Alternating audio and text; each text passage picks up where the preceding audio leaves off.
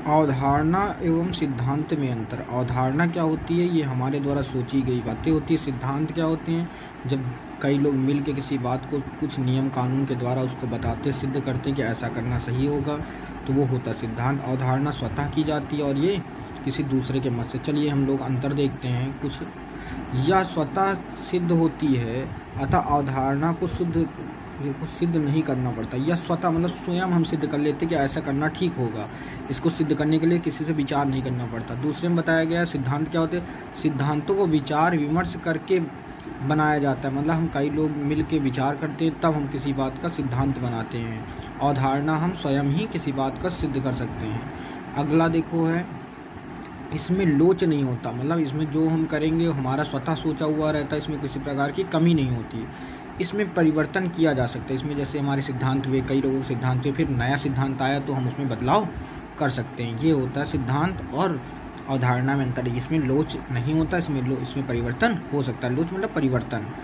यह आधारभूत मान्यता पर आधारित होती है। यह एक हमारी जो मान्यता, एक हमारी समझ होती है उस पर निर्धारित करती है। यह जो सिद्धांत होता है आर्थिक, सामाजिक, राजनीतिक परिस्थिति के आधार पर निर्मित किए जाते हैं। ये स्वतः निर्मित होते हैं, मतलब आधारभूत जो पहले से चला आ रहा है उस पर अवधारणा की जाती है।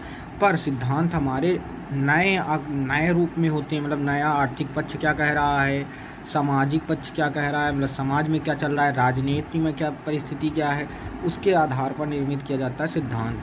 अगला अंतर है अवधारणा सिद्धांत की उत्पत्ति का आधार है। अवधारणा के द्वारा ही सिद्धांत उत्पन्न होते हैं। सिद्धांत से अवधारणा नहीं उत्पन्न होती। अर्थात अवधारणा करोगे तभी तो तुम्हारे अंदर सिद्धांत आएंगे। सिद्धांत क्या होते हैं? सिद्धांत कार्य को बेहतर तरीके से करने में योगदान करते हैं।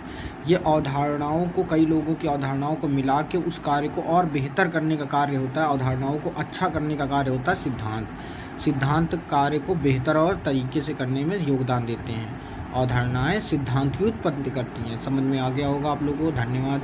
America institute of certified public accountant के लेखांकन के शब्दावली के अनुसार बताया गया, बुलेटिन में बताया गया है, लेखांकन के सिद्धांत मौलिक रूप में मात्र अवधारणाएं तथा कल्पनाएं होती हैं। बोला गया है कि लेखांकन जो भी होता है, मतलब जो भी हमारा अकाउंट बनता है, वो सब एक अवधारणाएं और संकल्पनाएं होती हैं। जब यही अवधारणाएं जब जांच, अनुभव, व्यक्ति के आधार पर उपयोगी प्रमाणित हो जाती हैं तो वह लेखा शास्त्र के सिद्धांत के रूप में प्रयोग की जाने लगती हैं।